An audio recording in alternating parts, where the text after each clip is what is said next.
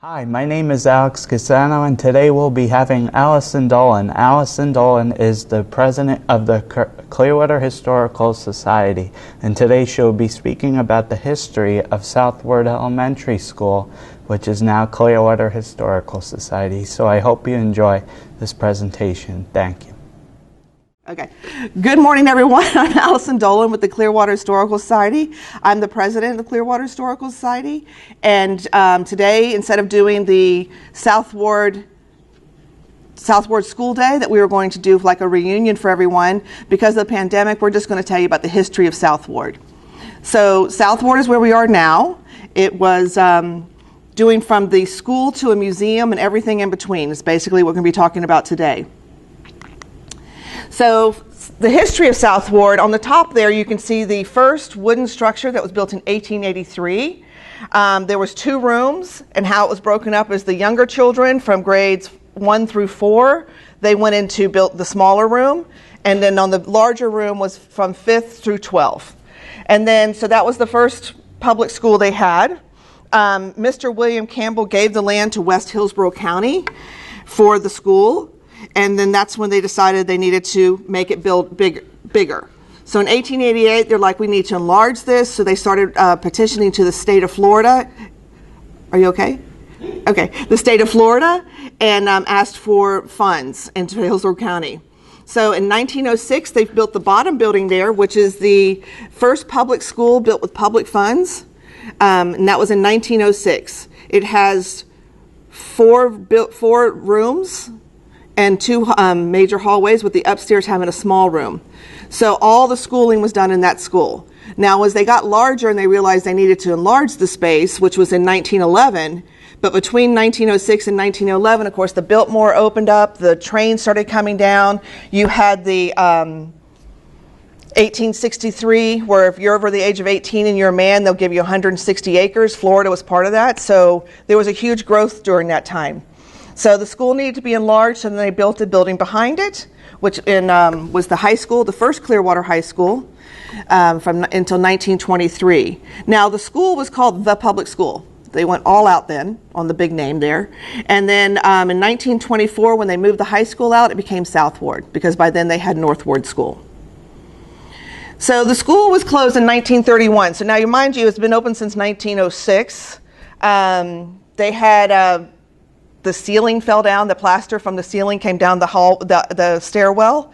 So in 1931, they're like, we might want to update this bad boy. So they cleaned everything up, put in new ceilings, and enlarged, cleaned it up for the kids and things like that. Then they also had a boiler explode and hurt the custodian, but then they had to put all new heating systems in and things like that.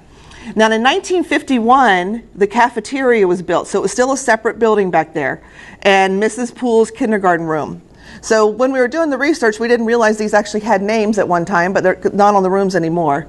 But those 2 were built down there, and that was a state-of-the-art cafeteria down there, because before that, they ate in the basement of the building 2. Then the Catherine Johnson Wilcox was the library that we're in right now. That was built. That was actually donated by a doctor in this community. He said the school needs to have a library. The school board says we don't have the money for it, so he paid for the entire building. Then the PTA in 1967, they raised money because they realized the teachers didn't really have a place to go or anything like that, which is a bonus for us because that was the first building we were allowed to open by the city, so we had a place to work. So in 1967, they raised the money for 1 year, and they built a teacher's lounge, and then the school board came in and built the maintenance building and the PE building, which we have now turned into archive rooms. So then in 1979, Southward was placed on the National Register for Historic Places. The city of Clearwater had the Clearwater Historic Preservation Board. They had their own personal one, and they came in and they're like, this was the first building in Clearwater that was put on the National Register, so it's the longest one also. So then Clearwater Historical Society in 1980, because they were incorporated in 1979, they adopted the school to make sure it stayed on the National Register and it did what it was supposed to do. Now, for the second time in 1985, they had their Save the Southward School. So, because like any older building, time goes on and things like that. So the PTA and everybody else, the school boards that came in and says, the building's old, let's tear it down. We've actually found the original, well, they never built it, but they were going to tear it down and build a whole new school on here. But they never did. They kept it. So then to try to save the school, because the population goes out and everything like that, the school itself went to Morton Plant and said, hey, why don't you have your employees come here? So Morton Plant adopted the school, and they allowed their employees to come here, even if they weren't zoned for here, and the school board approved that. So that was like one of the first partnerships they had on that part. Southward was awarded the 5-star school in 1996, and with that, it stayed that all the way until it closed in 2008. So it was always known as a very good school to go to, and then 2008, it closed for good. So this is how large the property is. 5 buildings and 5 acres. And so in 2014, the society signed a lease for $1 a year. We did not open up the entire campus. We've only opened up building 1, the 1906 building, because shockingly, that was one of the best built buildings there are. And we opened up the library. So when you start to think, oh God, I'm going to open up this museum, you have to figure out, why is history important? Besides the fact you don't want to repeat yourself, you don't want to repeat history, you want to make sure, but it's good to know where you came from, what happened before you, and I don't think that people understand what it was like living in Florida without air conditioning. So, and with bugs and all the other fun things that you had. So the society itself was started in 1978. They became incorporated in 1979 and got their nonprofit status. So they've been around for a long time. They started in 78 after the city of Clearwater disbanded the Historic Preservation Board. So the members of the Historic Preservation Board started the Clearwater Historical Society. So then they would meet at different churches, everything like that. And then finally in 1983, Dr. Nash donated the Plum House, and it was moved to Ed Wright Park. He paid for the being moved. It was on the corner of South Fort Harrison and Lakeview. So they moved it down the train tracks and then went into Ed Wright Park. And they did that all for $4,000. We wanted to move the house, and that started at $127,000. So big difference in a couple years. So that's when they started the fish fries in 1984 to raise funds to maintain the Plum House. It's always been on the first Saturday of May and the first Saturday of November. Unfortunately, this year we've had to cancel the one in May, and we're canceling the one in November. So please make sure you find out what we're going to do next, because we have no idea. They adopted their purpose in 1978. They adopted the mission in 2018, and we did our vision in 2019. And this is all to make sure that we can grow and we can continue what our mission is to tell you the story of Clearwater. Now, the history of the Plum House. The Plum House was built in 1896. It was originally a hardware store. It held all the things for the Biltmore. So it would drop it off at the train. They get extra stuff there. So if you lived here, you can go there. There was a family that lived upstairs. They had an exterior staircase. So you had to go up the stairs to go inside. And they lived upstairs, which is really only 3 rooms. So it was a family of 3 that lived up there. And then the hardware store was downstairs. When they were expanding, they didn't need it anymore, so that's when they moved it to South Fort Harrison and Lakeview. So the Reverend C.S. Reynolds, he moved it there for his sister, who was Jenny Plum. And she became the first paid teacher in Clearwater. She was a widow from New York, from the Civil War. She had 3 children, so they moved the house, and in 1901 they added the porch around it, the dining room, and the kitchen. It had an outhouse until the 1950s. A member of the Plum family has lived in that house until 1983 when they sold it to Dr. Nash, and they moved it. So from 1900 till 1983, that's, The house itself has basically maintained everything inside. At this time, we don't have it open to the public. We are allowing a group for the neighborhood. They had a meeting. They knew what they needed. We couldn't do 2 things. We still own the house, but we allow this group to run services out of it for the neighborhood. So that takes us to Southward Elementary. So when we came to the first meeting and said, this is such a great idea, you have to give it to the board. They had a dream. They said, we want to save this building. We want to have a museum. The Plum House, before we moved everything out, was packed to the gills. We had over 40 years of items that had been donated to us. So we brought them over here and then took them out of everybody's driveways, garages, attics, second bedrooms. They were everywhere. Filled up the whole upstairs. So the first thing we did was we had to clean up the land. So from 2008 till 2014 when we got it, school board didn't do a whole lot there. So we had a little jungle here, so we cleaned that up. And sometime between 2008 and 2014, the roof over the cafeteria and the kindergarten room collapsed. So the school board wanted to demolish the building, but the board of directors at the time said, oh, no, we want to keep the building. So they put a new roof on it. If you see that's the good part of the ceiling. I don't want to freak you out too much how we walk through there, but that's what we use for storage at this time. And then we said, oh gosh, now we got to find the money to convert these buildings. So the first thing we did was talk to the city. At first they said we had to open up all the buildings at one time. That's a little daunting. We have had a lot of people come here, like our fundraiser. She came and looked at the place and she quit that day, but then she came back the next day when she realized it was okay, because it is a lot to look at. So we got the society got an appropriation grant for $500,000. Now, $500,000 sounds like a lot of money until you're working with a building that's over 100 years old. So trying to convert that to today's standards. So we had a committee of 6 that came up with the best way to open up the museum and stay in code with the city of Clearwater and the ADA things. You have to go through a whole process to make sure the state doesn't pay for everything. So you have to make sure, you have to find out what they will pay for and what you can open up with. So the first thing we got to do when we got our money was we got to tent. Now, after waiting 3 years to do something and getting the money, you've never seen so many people stand in the thing and be excited about seeing tents go up on a building. But we termited the entire place. And they thought the poor pest guard thought we were completely insane to have all these people out there taking pictures and like just watching them tent. But, you know, when you start a project like this, you have to start somewhere. Then we got the property surveyed. And,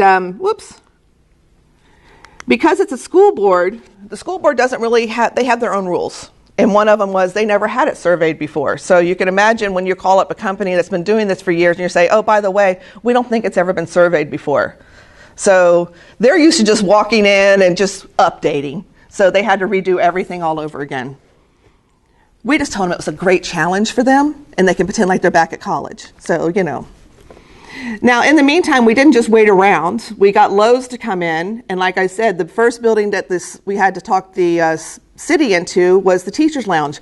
Because we were going to use it as an office, and it was used as an office, and it's a separate building, we got to open it up. So Lowe's came in, they repainted the inside. I know everyone's really excited about the turquoise, but we did get rid of that.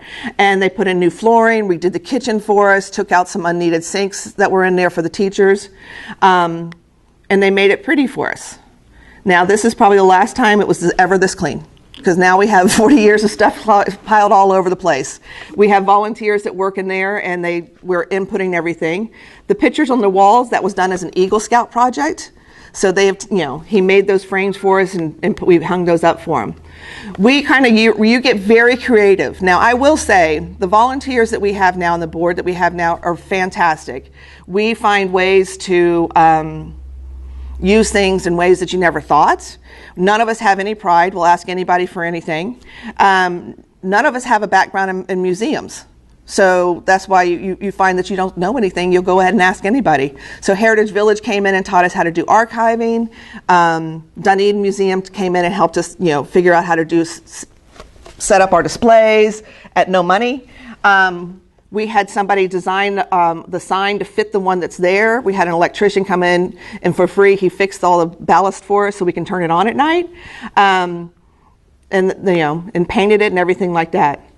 Then for the ADA, we had to put a ramp in because nobody can get up there without anything.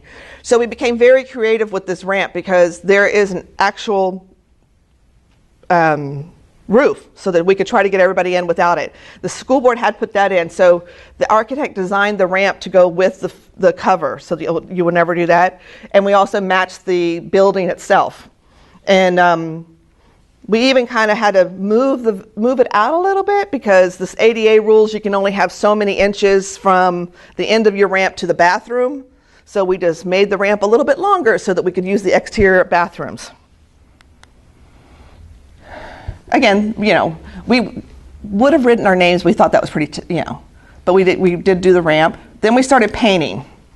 Now, the next one, I think it is, we had to match the paint that's there because I know how much everyone loved the turquoise again. So we went here and we scraped all the paint off. I got to actually use my degree for once.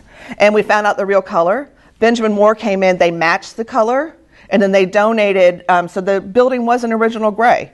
So they donated for every 4 gallons we buy, they gave us a gallon. So every little bit helps. Then we started painting. And they thought that was going to be, a quick job. It wasn't, because nothing on this project was quick. But the good news is everybody who bid on this project, when they came to do the project, they did it for less than what they bid it for. So that was a good thing, because I'll tell you how we used the money at that part too. We did the inside and the outside. We did the inside and the outside of the gray building. We did, and then inside here, because the grant would pay for all those things. And then we painted the outside. Now, the gray buildings we paid for, just so you know, if you ever come visit, you'll see what we did. The yellow building, the pink, and the green buildings, and the turquoise, all those were done by volunteers. They sat out here, and most of, like right there, Mr. Ranieri, he came at 1 o'clock every day, and he would paint until 8 o'clock at night when it got too dark. He was 86 years old, so if anybody tells me they think they're too old to volunteer, you're not, because I have no sympathy for you when I have an 86-year-old man willing to do this every day. All the colors that we picked also went with the color scheme of the year that the building was built. So we didn't just randomly pick them. Then we had to convert the children's restroom into an adult restroom with ADA. So, like I said, everybody who bid on the project, when it came down to it, they came in less. So with that money, we'd had enough of the money, we thought we could just patch the roof. But we ended up having enough money to replace the roofs. We replaced the 3 roofs on building 2 and replaced the one here on the event center. Because we'd already replaced the one on the cafeteria before we even opened, because we had to stop the puddles in there. So you can see how lovely they were. Now we're very proud of our white roofs. So you can see the difference. Most of these roofs were fun.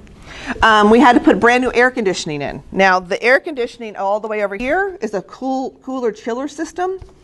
It took us 3 years to have the school board come and pick it up. We researched and said, hey, if you come pick it up, you can take it to the scrap yard and you can make $5,000 off of this stuff. So they finally came and picked it up. And they took that away. We put brand new air conditioning in building 1 and in the event center. And we also made sure that they're all safety and nobody can go in there and play with them, and they turn off at night, because when you're here all day and you get really hot, sometimes you forget to lock the door, you forget to turn off the air conditioning, you forget to turn off the lights. All of ours have timers because we do have to do that. We installed an alarm system, which Honeywell thought this was a really good idea. They're like, oh, this will be fun. We've never done a building like this before. Well, now they're realizing that it's a hard building to do, because these walls are so thick that it's hard to get the signals, but they came up with a special thing just for us. It's the first time they've ever done it, so that they could have that. Now, in 2013, George Fulmer retired. And if you live in Clearwater, you probably have your picture taken by George Fulmer. We have a lot of wedding pictures, which we've told people, some people have asked us to get rid of for their first wedding, that they don't want to remember it. That will be $1,000. We will get rid of your first wedding, okay? Just so you know. And so we got his collection. He was down the street. They moved it next door to the church. They held it for us for 4 years, and then we put it into the cafeteria. Now, this is just some of it. And you can see the lovely roof when it fell into the ceiling. This is some of what he has. He also had the Arlo's Og collection, so we have all of his negatives. Now this is going to be quite the undertaking. We're looking at 5 years to complete this, but we have made ways this week of starting to move it. Like I said, we took the maintenance building, we made that into the George Fulmer collection room. This library was nice enough. They came in and they scanned some of the photos for us, and they put our watermark on it so you can't steal them. And then we converted this whole maintenance room into the George Fulmer room. This week we started moving them in. They also went in and took all the cards, because I will say he was a very organized man, but he organized everything under people's names. So they took those cases of index cards and they scanned every single one of them so we can match them up with the numbers on the negatives. So it's one less thing for us to do. So now we've moved all those in there. So the first building that we opened was the 1906. We now call it the Heritage Hall. It is the home where the museum is. We feature the history of Clearwater, Clearwater schools, and then we have revolving exhibits that go on there all the time. We don't have the upstairs open yet because it's a historic structure, we don't have to have an elevator. But we can have things upstairs, but we're waiting until we can have a grant so we can do a virtual museum downstairs so that you don't have to go upstairs.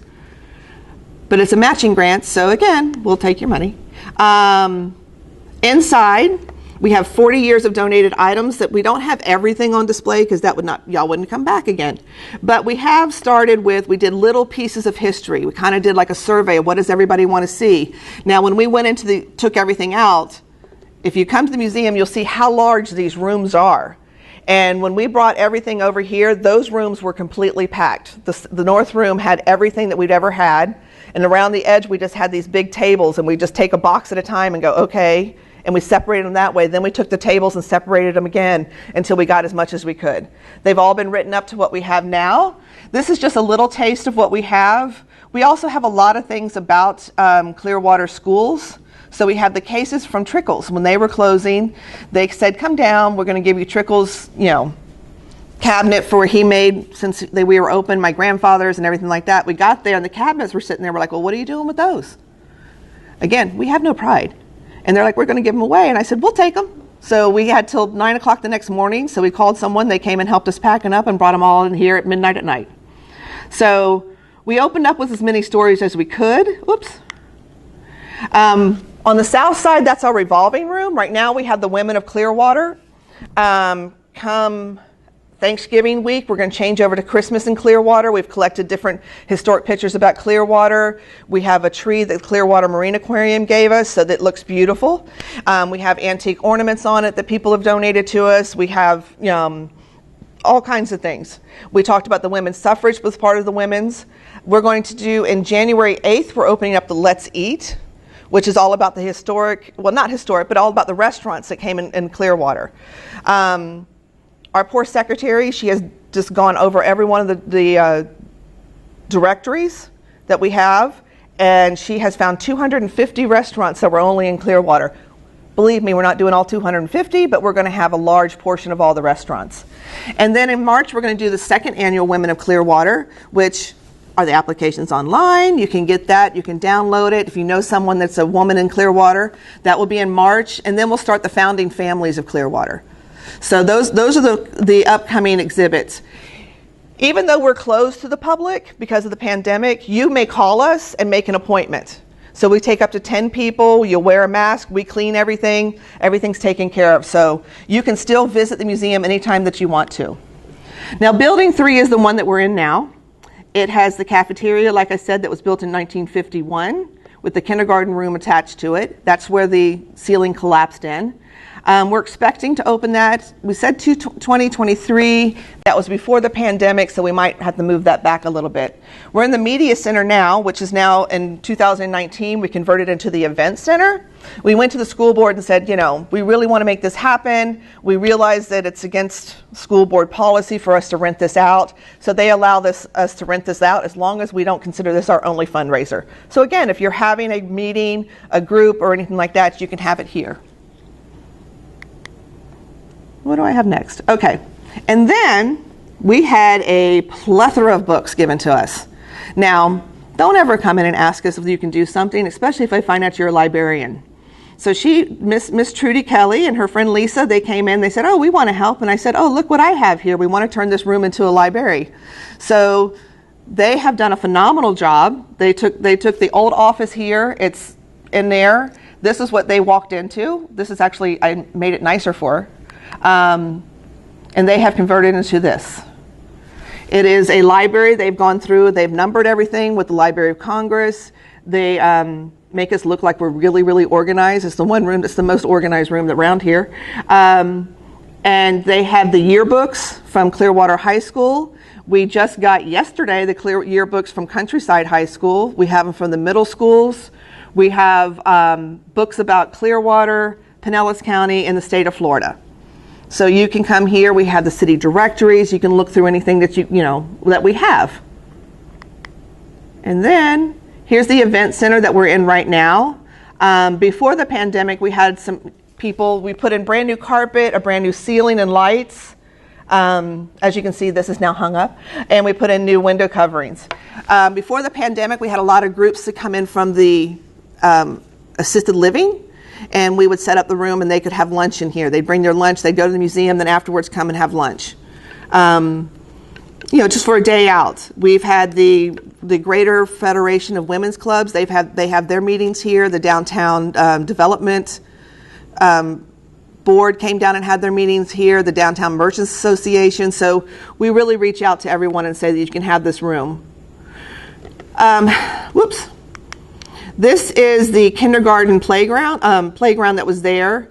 And then we also, the blacktop. Now the blacktop has, I don't have no offense, don't have a good picture right now, but we have resurfaced the whole thing because we couldn't open without it done. We have 44 parking spaces out there and things to go around.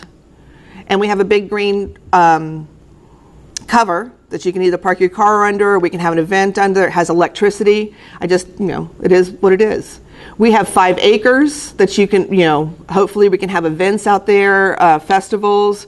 We just planted, we have a patio where the old air conditioner was. We just put brand new grass in. It doesn't look like it's really nice right now, but it's being watered as we speak.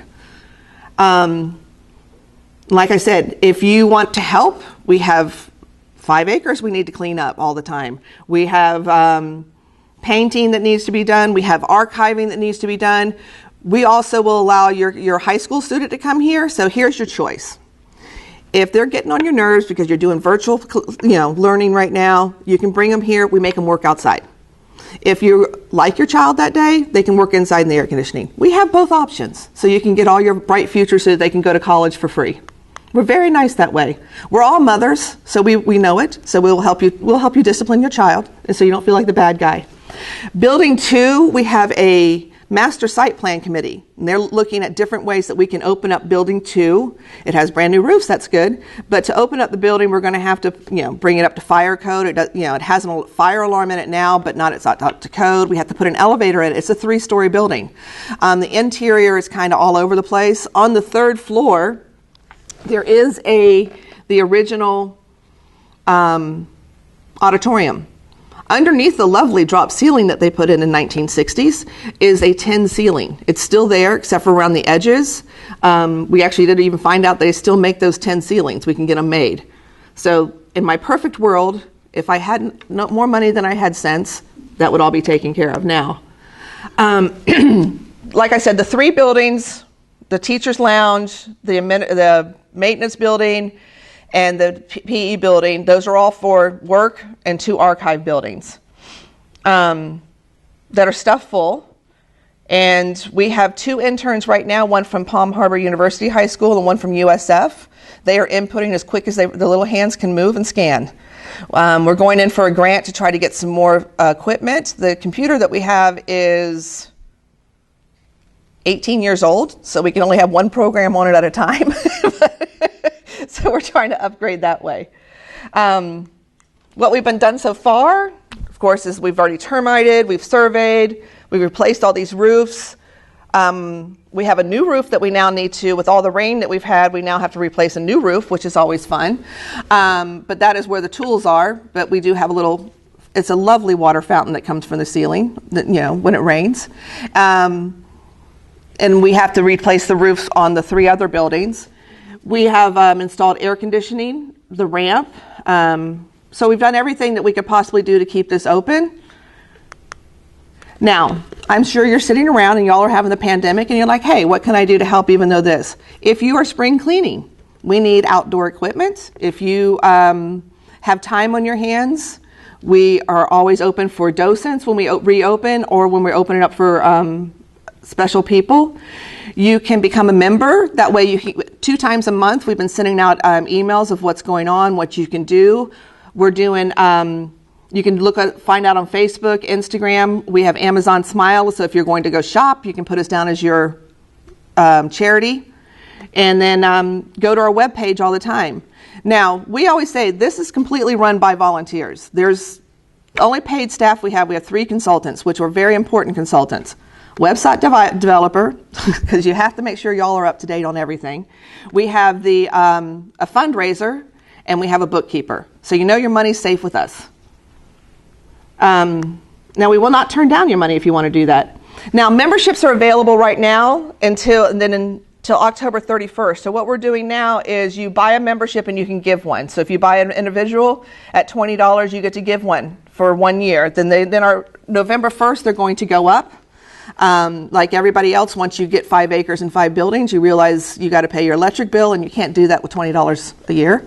So we're going to go up on our those. So come November 1st, it goes up. Right now, we also have the Pioneers program, which is for the first year that we're open only. You have until September 30th. If you give us, you pledge $30 and pay it by $30. You pledge $1,000 and you give it to us by September 30th. You pledge it, but you have to give it. The money has to be paid by October 31st. That's for our first year only, because they're called the Pioneers. You'll be on our plaque forever. Then come November 1st, we're going to have the Settler program, which is $1,000, and it has has all different kind of benefits than just being a member. You get to really show that you believe in us. So I could go on for hours and tell you all kinds of things that are going on here at the museum. I know I talk very fast, but this is my slow voice. I cannot thank our volunteers enough. They work tirelessly. We have more things going on than everybody thinks that we do. So I want to thank you all for tuning in today or watching this. And if you have any questions, give us a call. Our office number 727-754-8019. Again, we're all volunteers, so we may not answer you right away, but we will answer you as soon as we're in the office. And you can always email us at clearwaterhistoricalsociety@gmail.com. Thank you so much.